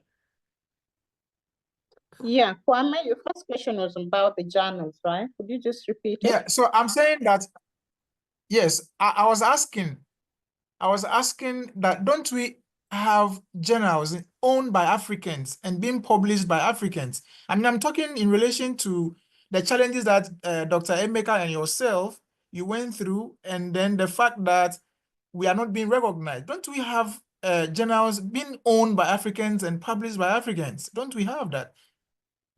We do. And that's where I think governments come in and universities. And I'll give an example from the South African context. Every year, the Department of Higher Education releases a list of journals, accredited quality journals, and many of them are based in universities in South Africa and even outside South Africa, but on the continent. So they have done that work of vetting. They have done the work of ensuring that they are accredited. And so that list is released based on research and the work that has gone onto it. And so every year, the Department of Higher Education releases that list, and then research offices within universities also share that list with different faculties. And so this is where that link between the national, institutional needs to happen.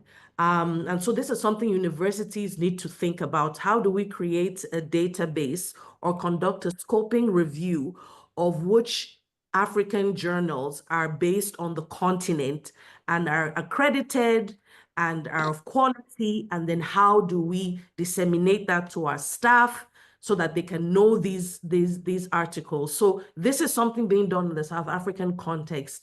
And I think this has helped because there are government ministries and departments that are focused on research. South Africa has the National Research Foundation, and that's what they do, is to support research, scholarships for PhD, postdoctoral students, master's students.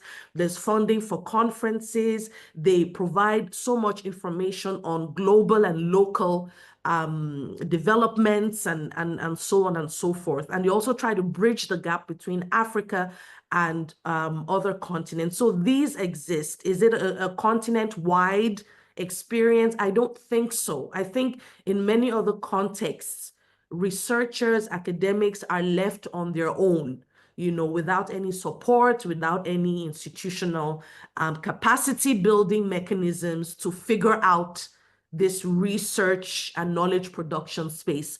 And so a lot needs to be done by universities, by governments to fill out these gaps. But this list exists, and it's about getting access to those lists. And I think they provide it online as well. So no matter where you are, you should be able to access the list. I'll probably try and find it and put it in the link as well. Thank you. Yeah, thank you, Professor Itang. To Dr. Emeka, what do you lose if you don't get cited? Yeah, let me also want to talk about the first question about African-based journal. It's good to publish with African-based journals. I have published with African, but don't put all of your publications in African-based journal. You're shooting yourself on the foot. I'm telling you based on personal experience. I have published in African-based journal, but I also published my work in leading journals in the field that you have to try as much as you can to let your work be reflected in those journals. In leading journals in terrorism studies, leading journals in international relations, in civil society studies, try to ensure that you do all of the work and put your work in those leading journals, because it has its advantages. And it has its advantages if you focus on just African-based journals, because you're having challenges of publishing in those journals. And you talked about visibility or whatever. If your work is not being put in those particular platforms, if you're not being represented based on your research in those platforms, it's more like you're not helping yourself as an African who would go through all of these structural barriers that you face, particularly within the academia. So try as much as you can to ensure that your papers are, published in leading journals in your field of study. It's very, very important. While it is difficult, it's very difficult. Like I said, one of the papers took me 3 years, but I did not stop. There are a lot of things you're going to learn through that process. Yeah, it's not right that it took that long. I mean, there were a lot of issues that went on. At a point, one of the editors fell sick and another editor had to take over, right? It took a long time. But then I tried as much as I can to ensure that my work is reflected in those platforms. So try as much as you can. While you publish in African-based journal, why we need to support African-based journal, we need to be in that platform. That those areas where they have those, we need to our voice to also be reflected there. So don't limit yourself to just publishing only from African-based journals in the continent. And also, sorry again, what was the second question, Shelley? What do we lose if you do not get cited? Yeah, so that's the issue. Citation, like those citation tools like you would see in Google Scholar and all of those things, has a way, although it's not really very good those are the tools in which our scholarship is being assessed. But of course, many of these grant awarding agencies, organizations, and they look at your profile, look at your research profile, look at your citation, and it often define or even influences their decision about your research, about winning that fellowship, winning that grant, or being invited as a editorial board member, or as an editor yourself. All of those things count, even though there are some. If you look at, I've observed that although there have been research that have looked at the ways in which African scholars the citation inequality in terms of African scholars not being visible and things like that. It affects, but it affects in terms of you getting all of the perks of the academia, if I would put it that way. So those are the kind of challenges, and that's why it's very important that you use social media. Twitter is so bad now because of what has happened with that, and a lot of academics have left Twitter, but a lot of them are more now in LinkedIn, right? And also the Blue Sky, even though there's not much engagement in Blue Sky. But of course I do, irrespective, I still put my work in Twitter, in Blue Sky, in LinkedIn, and also Facebook. Like, I use those social medias to promote my work. So I think that is one way you can be seen as an African-based researcher. So you can use all of those works to be able to create that visibility for your work, to push back. It will take time for you to be recognized. It takes a lot of time, but just keep trying. Don't give up at any point, or else, so just keep pushing it. Yeah, sure, Dr. Emeka. Now, Professor Jackson, you talked about promoting scholarship through social media. Is it personal pages or institutional pages? Which platforms do you actually mean? Okay, yeah, look, I mean personal pages and whatever pages you can access and find. So, I mean, when your book or your article gets published, there'll be a link to it somewhere online, right? To the journal, the electronic version of the article, or to the publisher's page where there's a link to the book or whatever. Yeah, just promote it on all your own social media. But you can also do things like, write an op-ed or write a blog piece about the research that you've done, and what your main findings are. Just a 200 or 300 word summary, and put that on a blog somewhere or anywhere. And there are lots of different places that give you a shorter and more informal place to discuss research ideas and how they might apply to the modern world and to political situations that are occurring. There's a really great one called E-IR, which is a kind of student-led website, but it has millions of hits, and they publish short articles about all different topics related to international relations. You can start your own blogs here. I'm sure the African Network of Critical Security should or will have a blog space or a discussion board or something like that. Yeah, just whatever you can do, try to get it out, because people are consuming and reading and looking online. That's where they find things. I'm actually a lot older than I look, and in my day, we used to go to the library and find the physical copy of the journal and go through it and try to find interesting articles. Those days are gone. These days people look online. So you have to make your work visible, and you have to try and get it out there in as many ways as possible. I mean, add it to to the email signature of your emails so that every time you send an email, there's a link down the bottom there. People can just click on it and read what's your latest article or what's your latest book or your latest book chapter, something like that. And yeah, different places like academia.edu and LinkedIn and others sometimes allow you to put copies, particularly pre-published copies of your work up there. That's also a good idea to put it up there, try and get some visibility.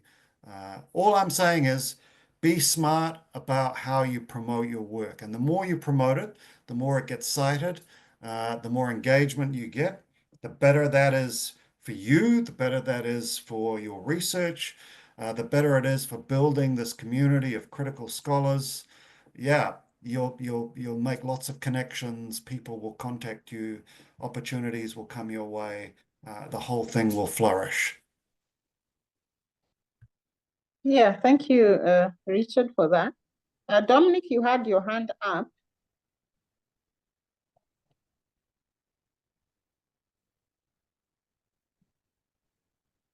Yes. I'm not sure, Dominic.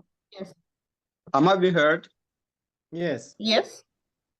All right. Good morning, everyone. Thank you for the organizers for this wonderful gathering. I have a few questions. I have a few questions. Two actually. One for Professor Lucas Etan and one for Professor Richard Jackson. So I'll take that one for Professor Lucas first. I am from Nigerian Defense Academy, NDA. So I've been doing a lot of, published a few work and did some editing. I'm actually an upcoming scholar, but I've actually received a few blessings here and there.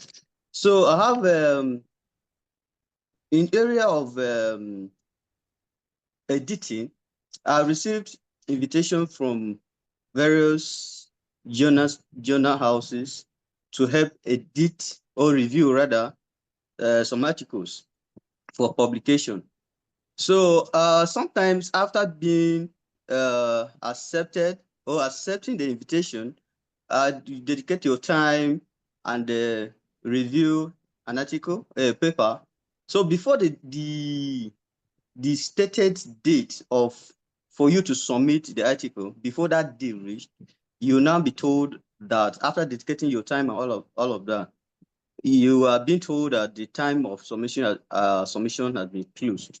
Meanwhile, the time given to you has not been elapsed. So sometimes I get frustrated and somehow angry that why would they do that?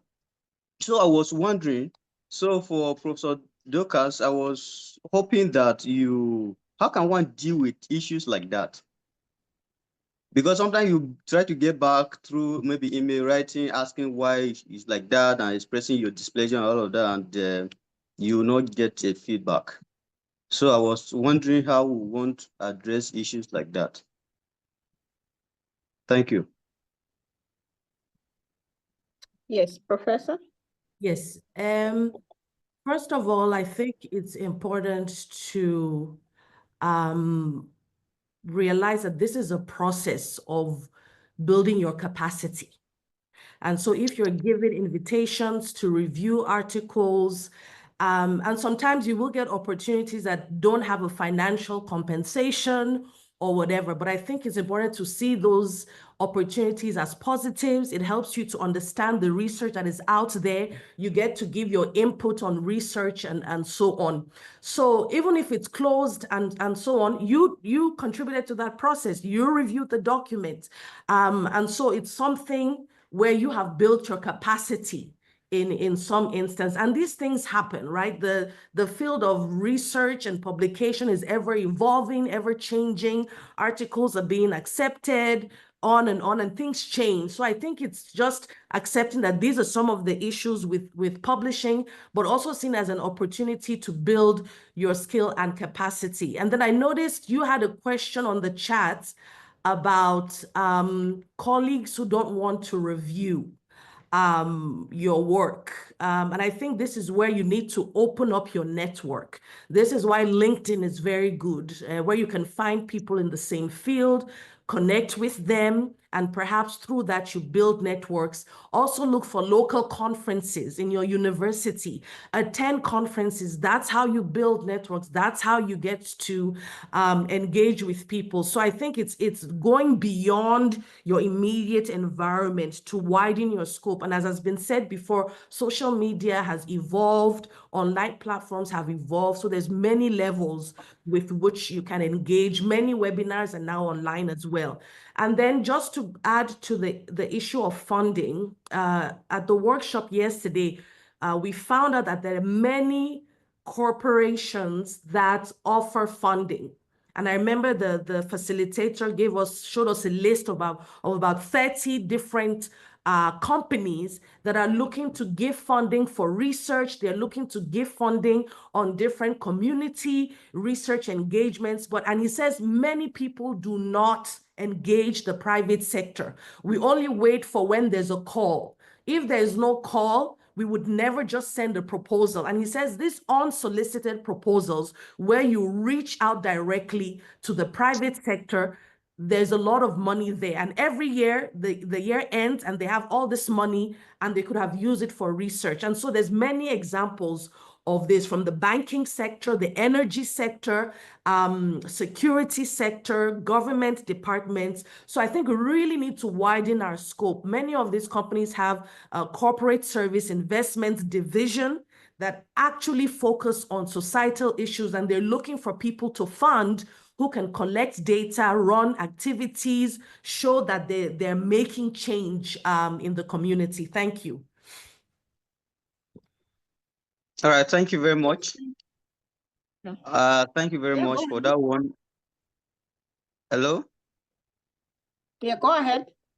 All right, thank you very much, Professor Dorcas, for that wonderful answer. So I'll proceed with a question for Professor Richard Jackson. Like I said, I've been doing a lot of writing and publications. So, but most of my works are published in the local journals here in Nigeria. I've sent a few papers across for international journals, and most of which were rejected after a long period of time it took. So sometimes I will kind of forget that I've sent a paper out and issues like that. So after the long wait and everything, and finally you have gotten the feedback, you discover that the work is being rejected and issues like that. So I was wondering, how would one deal with issues like that? I've actually gone through the procedures and the standard to which a paper should be accepted abroad. I've seen your PowerPoint presentation. So I was now wondering, how would one deal with that? Because sometimes it's frustrating and disappointing. So even to review, edit a paper and submit back, you were wondering that, oh, if I send this time, would it be attended to quickly and issues like that? So how can that be addressed? That is for Professor Richard Jackson. Thank you very much. Yes, thanks. Good question. Look, there is no easy answer. Just to give you a little bit of background, academics work for journals for free. So, for example, I'm the editor of Critical Studies on Terrorism, but I don't get paid for it. And while my university gives me some very small recognition for it, they don't give me any extra time off.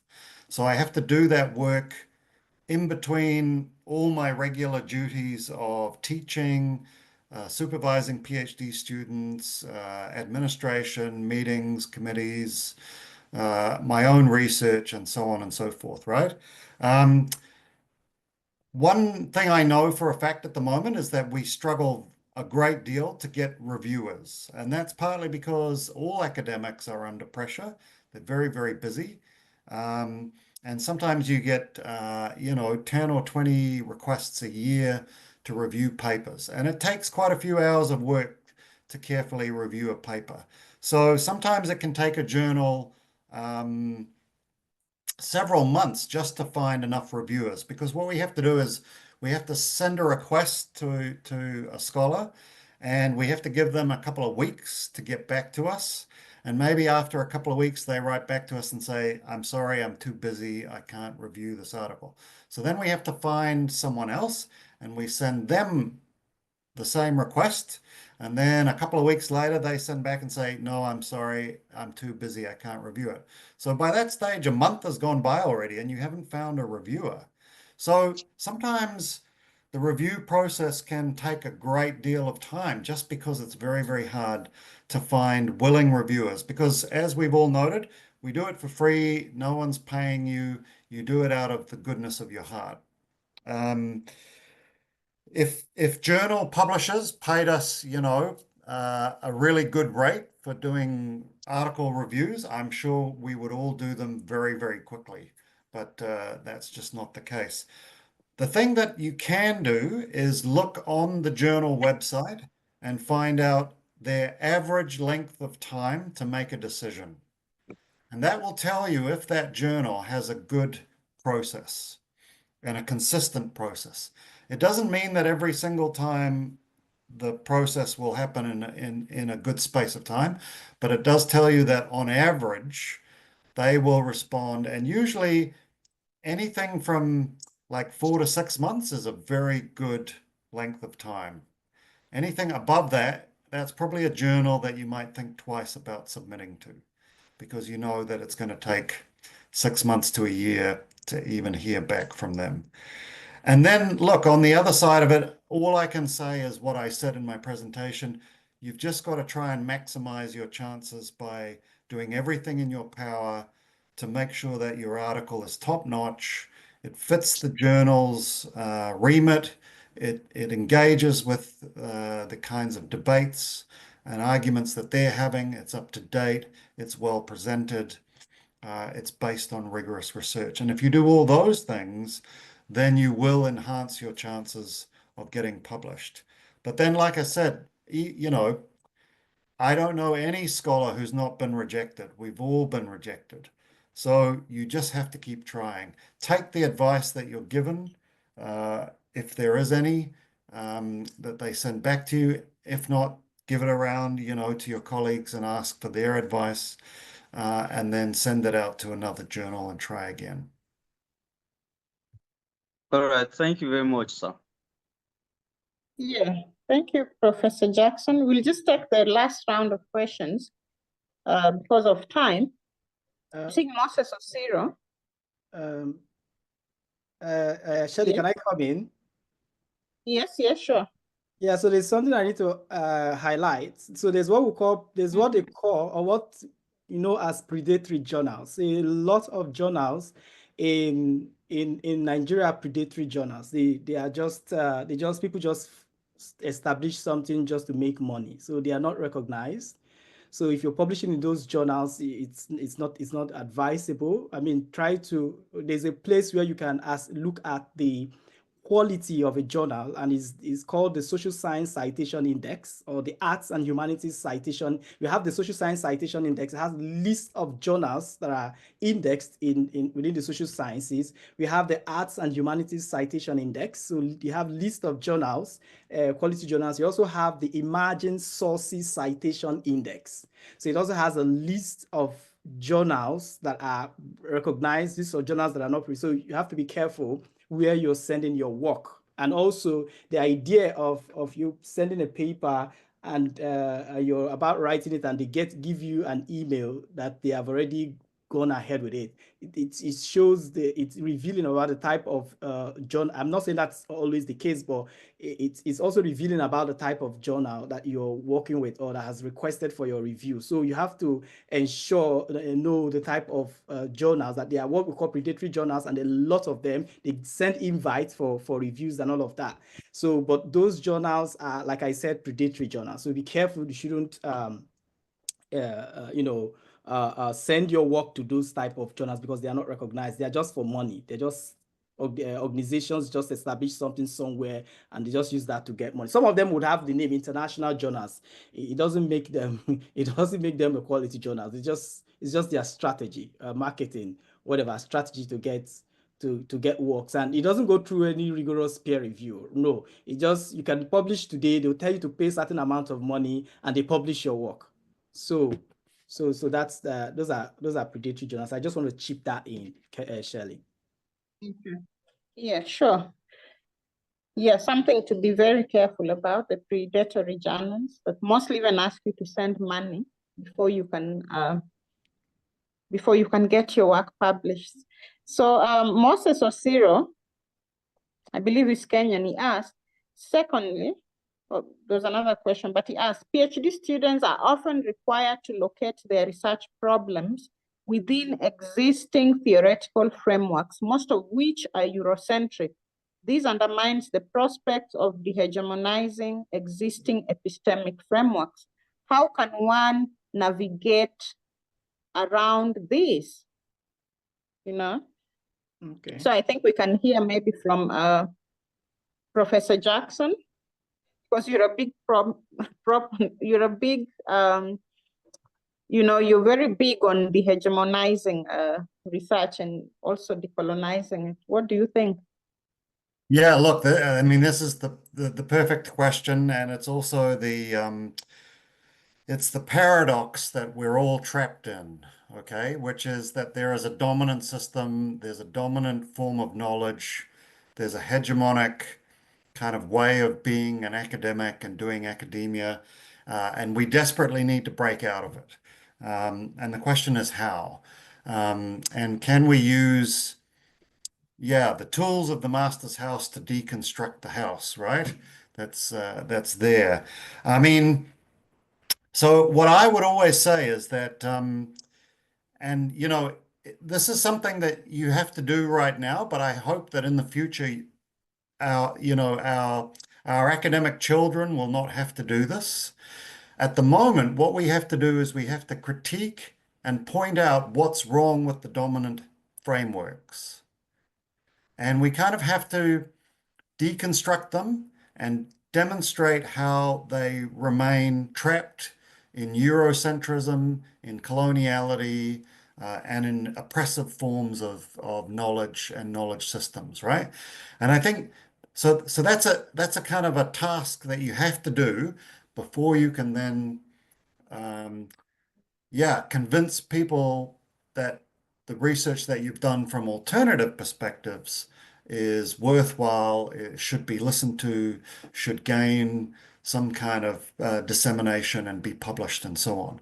Now, what I'm hoping is that, once we've published, once you've laid that groundwork, you've deconstructed the Eurocentric framework and forms of knowledge, and you've published alternatives, eventually you won't have to do that work of pointing out why Eurocentric forms of knowledge are not worth engaging with, and you can go straight to the alternative forms of knowledge. But unfortunately, we're in a kind of transition period, and what we might call an interregnum between the coloniality of knowledge and then a decolonized kind of academy that is not here yet, but it's coming. So what I would say is, for every PhD student, start with critique. Start with decolonial critique of the existing paradigm, and then use that as the foundation to explore alternative forms of knowledge, alternative perspectives, indigenous ways of doing research and of knowing, and try to get that published on the back of the critique as well. And then in time, people will be able to go straight to these other alternative forms of knowledge rather than have to repeat again and again why we can ignore the Eurocentric forms of knowledge. But it is a tricky situation that we're currently in. But I think, things like this network and the work that you all are doing is contributing to that broader project. And I'm very proud of you all, and I'm right behind you. Thank you, Professor Jackson. Dr. Okofor, Chukuma is asking, I want to ask this question to Professor Itang. She emphasized on research decolonization to empower the Southern scholars. I have experienced failure from my colleagues in proofreading my proposal or my papers, which are on the Sahel region and armed conflict in Sudan. How can this internal contradictory trend promote decolonization of research? Yeah, I think this does not help to decolonize research and to build capacity on the continent. And these are some of the challenges, is also the dynamics between colleagues, those collegial tensions and so on, which are quite characteristic of many workplaces. But I think one way to perhaps deal with this is to review for other colleagues as well, be the change, be the example in reviewing for other colleagues, and hopefully through that, they will review for you as well, because I think it's a give and take kind of relationship. If you have offered to review the articles and they do not review yours, then unfortunately you might have to look at other avenues. And this is what I mentioned before. You need to widen your network. And so use the existing networks, be it through LinkedIn and other ways, to begin to make connections with other authors that are writing on Sudan, that are looking at the Sahel, and through that build a system of peer review and so on. And this could be from universities on the continent as well, Northeast, West Africa, wherever the case may be, and you can sort of begin to build that. But networking is absolutely key for academics and scholars. Yeah. Yes, thank you, Professor, for that. There's a very interesting question from Elias Williams, who says, thank you for this insightful webinar. My question is, if one's article is published as a soft copy, how do we prevent the illegal sharing of the paper that has already been paid for by the first buyer? Emeka? Illegal sharing of your paper. Well, I don't. That's a question that publishers probably do also, because there are various websites where they can access papers. I mean, there are some websites that have made even articles that have that is not open access, to make it open for a lot of people to have access to it. So I think that will be a question for publishers to do, illegal sharing or things. I doubt if it's something that can be addressed. So I don't know. That question is difficult for me because I don't manage. I'm an associate editor of a journal, so that is. But like Professor Richard Jackson just said, we kind of work for them, and we don't make certain decisions when it comes to these publishing houses or so. So we just do the more like review and publish articles from that journal, but not necessarily to make decisions, management type of decisions around those publishing houses also. So yeah, I don't know how you can. I think the summary of it is I don't know what you can do about that. Yeah, Professor Jackson, what do you have to say? Look, to be honest, it's very complicated, and you have to keep some things in mind. The first is that, companies like Routledge, for example, or Taylor and Francis, major private companies that make hundreds of millions of pounds per year, and they make that money off the exploitation of academic labor. Because we write the articles, we do the reviewing, and we do the editing all for free, and then they sell the articles to libraries, to individual subscribers, and that corporation makes all the money and gives it to their shareholders, while we've been exploited as academics because we've done all the labor, and we get nothing for it except through, sources like the author's collection and licensing society. I mean, on the other hand, if there is a website that you find where they are illegally charging people for your article and you're not getting any of the profit, you can either ask them to give you money for your article, or you can tell your publisher, who will send their lawyers after them and try and get it shut down. But really, I don't know what's going on. And personally, I'm a big fan of open access. Because I think that, as academics, we're funded by the taxpayer.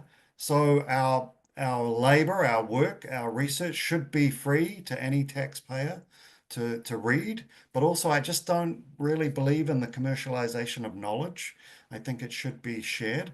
So I have some sympathy if there are anarchists out there who think that knowledge should be shared, who download things and give it away for free. If it's given away for free for the purposes of knowledge and learning, to be honest, I don't really have a problem with that. And in fact, I would do that with every single one of my articles. I would give it away for free if I wasn't worried that I'd get sued by the publishers. But if I can give it away without the publishers knowing, I always do. And I would always say, look, if you want one of my articles, just send me an email and I'll send you the PDF for free. I'm happy to do that. And I think we should all share our knowledge that way. And I hope one day that, we can find a system, or a system can be built where academic publishing is free to everyone. Knowledge is shared,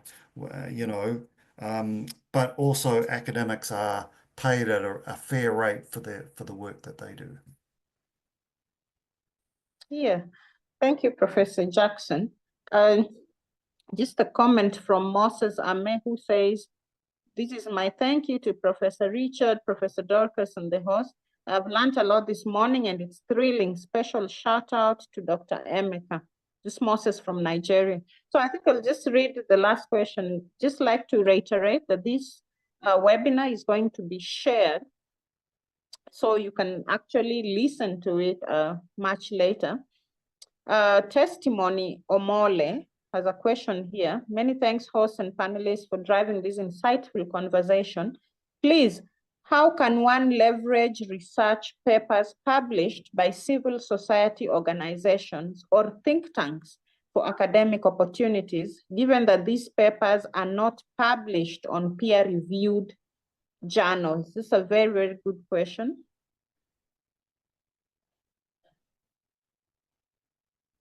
Dr. Emeka?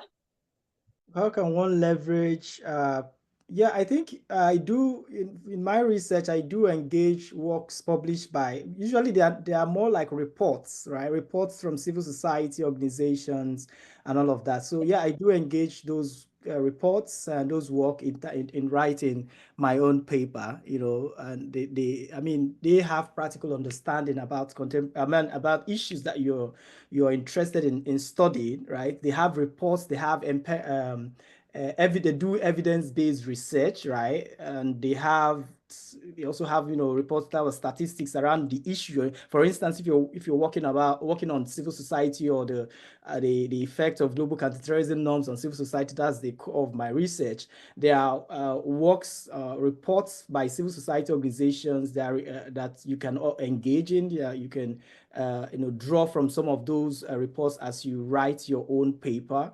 And also, if you look at Amnesty International, Human Rights Watch, and all of that, they have several reports on terrorism, counterterrorism, impact of counterterrorism policies on society, and all of that you can also use in terms of when you're writing. But of course, you have to cite them. It's not like you're taking it and writing as your own. You have to engage those work and as you write your own paper. That's one way you can be able to leverage that. So yeah, that's one way you can be able to use those publications, right? Or you can also write, when you publish your work, you can also write an op-ed from it to some of these organizations do requests for such op-eds. That is another way to create visibility for your research, more like and make your work easily accessible to a broader audience beyond the academic community. Sometimes the way we write as academics makes it very difficult for people outside of academia to understand the academic linguals or things the way we write. So it's also very important that when you publish your work, you also write an op-ed from that and put it out there. Or some of these organizations do want requests for things like that. And sometimes they even pay for it. They pay for it, like when you write an op-ed from or a report or a brief from a policy brief from your research also. Yeah. Thank you, Emeka, for that. I'd just like to request the speakers today to share their contacts, because there's a lot of requests from the attendees that kindly share your contacts so that they can reach out to you with their deeper questions that they have. So kindly, if you could just share that on the chat so that they can reach you much later. So thank you very much. I think we've taken very good time today listening to our speakers of the day. We've learned so much. You know, we've gotten very, very insightful nuggets from Professor Dorcas Itang, and you've actually given us very, very important clues on even how to go about our research, especially given that South Africa in particular has very many journals within the continent. They're promoting research in very, very many and vibrant ways. Professor Richard Jackson, you've given us very practical ways of going about our publications, how to write, how to send them, you know, how to do proper research, how to look for good journals. And Dr. Emeka Njoku, you've given us from your own experiences, very, very great insights of how to put in the work, how to be patient, how to be resilient, you know, and how to get our work to be seen out there. So thank you very much to our speakers of the day for taking your time, because you're very busy people and you took your time to join us today and actually promote and empower African scholars in the area of publications. We're very grateful for that. And at this juncture, I'd like to give the floor to Dr. Mohammed Dan Suleiman to make his final and closing remarks. Thank you. Thank you very much, all of us, and congratulations to all of us for coming to the successful conclusion of this very important event. I think, Shirley, what you just did could pass as a very perfect vote of thanks at the end of this event. But, you know, I'm a political scientist, I talk a lot, so I have to say something small, you know. So what I want to say is, like, add my voice to, I mean, a little to some of the questions that were raised about, especially about the, I think Kwame, that Ghanaian named Kwame, who was asking what does one lose if you don't get cited, right? And the analogy I use here is, I mean, what is the use of your food if you cook it and no one eats it? So the food is still supposed to be eaten, right? So if you're cooking it, it better be eaten. If it doesn't get eaten, then there is a problem. I believe that will solve your question. The other thing is, I think Professor Jackson mentioned EIR, International Relations. One thing that I have done with my publications is whenever I get published, I try to write a conversation article, you know, breaking things down, you know, for a much more wider audience. And I'm actually currently working on my latest article. So this is something that you can do even when the article doesn't have a lot of traction. You know, you can still write a conversation article and then use that to highlight the work that you have done in your, journal article. The other trick that I think we should do, and I'm a victim of this, is to spread yourself too thin. Don't think, you know, fool yourself by thinking that you can write 5 papers at the same time. it's not going to work. At the end of the day, you'll be killing yourself. You'll be hurting your mental health and all of that. So just limit yourself to a few, maximum 3 if you are a Superman. But if you are not, please 1. And then once you are done, then you can move on to a different work. And and here I mentioned mental health. Please, for you to be able to publish, you yourself, you must exist, and you must be healthy. So look after your mental health. You don't have to suffer mental health issues because someone is expecting you to publish. You have to look after your health first, then you can publish. If the pressure to publish is affecting your mental health, then it means you should forget about publishing. Nobody's going to slaughter you for not publishing. So you should balance your health with the expectations, societal expectations, and academia's expectation for you to publish. Now, regarding editing your work, proofreading your work, it is here that I invite all of us to support Annex. This is one of the reasons why we are here. English is not our first language. I always tell myself that I have been forced to write my thesis in a language that was forced on me at gunpoint. All right. I mean, I didn't come here. I mean, English is not my first language. Why should I be producing knowledge in someone else's language that I don't believe in, but I have to work with? Well, to be pragmatic, we have to deal with it. We have to now write in a language that is not ours. And the best way to do that is, yes, we have to work with it. That is why we are working with it. Not that we love the language, but we have to work with it, given the structures that surround us. The best way to do it is to work together. When I write something, I always send it to someone to read for me. And I find that there is a challenge with that. People don't usually have the time to do so. So Annex is here. If you write something, you can send it to me. My email is everywhere. You can send it to me. If I don't have time, I can ask a colleague. If that colleague doesn't have time, he can ask a colleague until we find that person who will be willing to dedicate some hours to read your work for you. That is why the network is here. So make good use of it. Now, I think, Professor Eaton, you mentioned that there is a list of companies who are looking to dole out some cash. Please, we will need that link so that we can begin bombarding them with emails. And just to say that we will share the recordings for all of you. And also to say that we are going to answer all the questions in the comment box and in the Q&A in an email, because we don't want to allow any of those questions to go unanswered. We are going to try to answer them for you, and then we'll share them because we have all your emails. We'll be able to do that, and then for you to get your answers. Now, finally, regarding, we mentioned EIR. Professor Jackson mentioned EIR. I've also mentioned the conversation, which are places that you can actually, disseminate your research. But Annex and its parent organization, the African Network, the Center for Alternative Politics and Security, we have a blog called Alternatives Now with an exclamation mark, which is a platform that we want to develop where we can share opinions. So, and currently we are looking for articles and importantly, editors. So, and this is something that you can all support so that once you have your article published in an academic journal, we will be able to also provide an opportunity for you to publish it in a much more wider audience in a very accessible language for your impact to soar.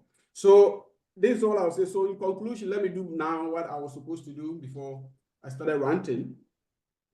To thank all of you, the panelists, Professor Jackson, we are so grateful for your time, because I know it's very late in New Zealand at this moment, but you've stayed, late, so you can talk to us. We really appreciate your ongoing commitment in, first of all, building us. I've always said that you are a mentor of mine. I am where I am because of the support that we received from some of you. And so we're really grateful for your help and support. And we believe that the end is in sight. And we were all waiting for that decolonized heaven that we are all waiting for. Then Professor Eaton, thank you very much, a long-time friend, for being accessible. I know you are very busy, but you've made yourself available as well to your brothers and sisters in the continent who are looking forward to walking in your footpath and becoming you and better than you. And then Emeka, thank you very much, our head of research at Annex. Thank you very much for your ideas and for your, down-to-earth approach to things. We really appreciate your time as well. And to you, the audience and the attendees, we are really grateful. I mean, there is no leader without followers, and we are grateful to have you around. And we had actually around 162 registrations to this webinar. Of course, I am told that usually it's already around 32%, 35% actually show up. But we have all their emails, and we are going to disseminate the information we have gathered here today to all of them, so that they can have access to the information that we have shared here today. I thank all of you from the bottom of our collective hearts, and I believe that you continue to support Annex. Be Annex members, share our information, tell a friend about Annex. We believe that this is a very good project that would succeed and make academia accessible to Africans and really help people who are thinking and will continue to publish from the margins. So thank you very much, all of you. We really appreciate your time. Yeah.